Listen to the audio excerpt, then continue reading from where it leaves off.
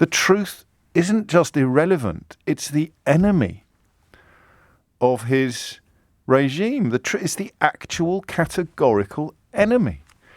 The one website still up in Moscow yesterday morning reporting roughly accurate figures on casualties and deaths has been closed down already. The Russian people are watching television programs describing the success of Vladimir Putin's, quote, special military operation. The idea that objective reality somehow unites us all.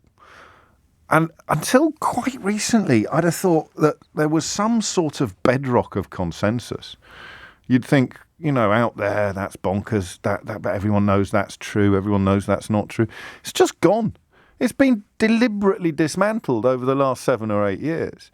And Vladimir Putin's Kremlin has been in the pilot seat for that dismantling. I mean, you name it, where the dismantling of objective reality. Trump called it fake news when and alternative facts. Do you remember that? You construct your own false version of reality and turn everything into a debate. If you don't want to hear other views. I don't want to hear other views. If that view is that the moon is made of cheese and the earth is flat, or that climate science isn't real, that the European Union is an enemy of its members' interests, these are not debates. That Vladimir Putin is just defending his borders against NATO aggression. These aren't debates or two sides or opinions. These are blatant, barefaced lies. And they have wound their way so far into the consciousness of the West that he thought he'd be able to do this and somehow get away with it. And I don't know why it's failed so far. I God forbid we engage in premature optimism or any form of Pollyannaism.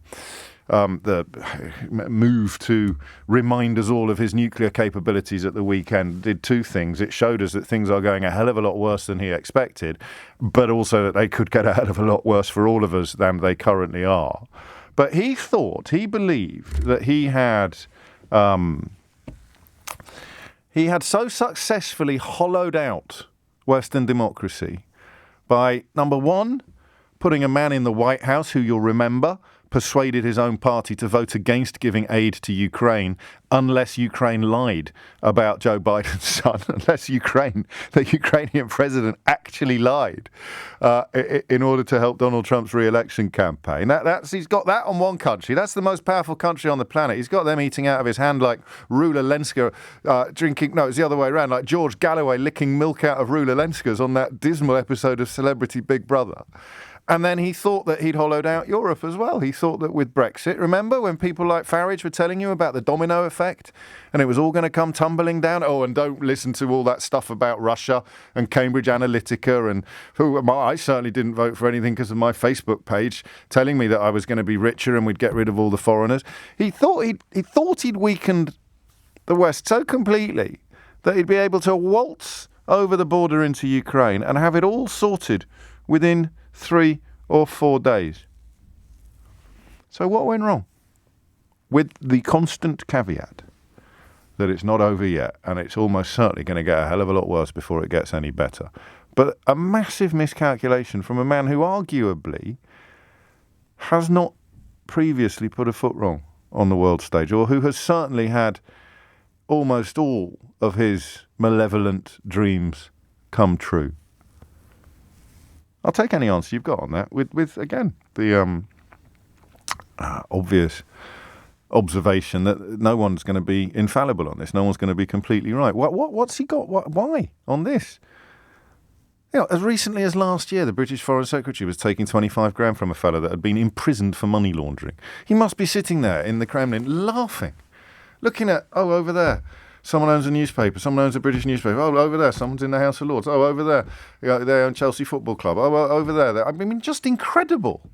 And that's not even touching upon what it's like to have a kind of fanboy in the White House. Donald Trump this weekend attacking Western leaders and praising Vladimir Putin. Could you imagine that at any other point in shared Western history? Could you imagine Woodrow Wilson coming out and slagging off FDR and praising Adolf Hitler?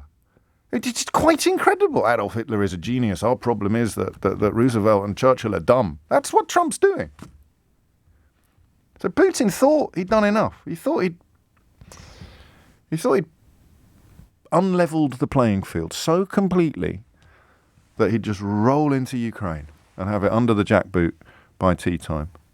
I don't know what's gone wrong. I haven't got a clue what's gone wrong, actually. But I'd love to know what you think the answer to that question is.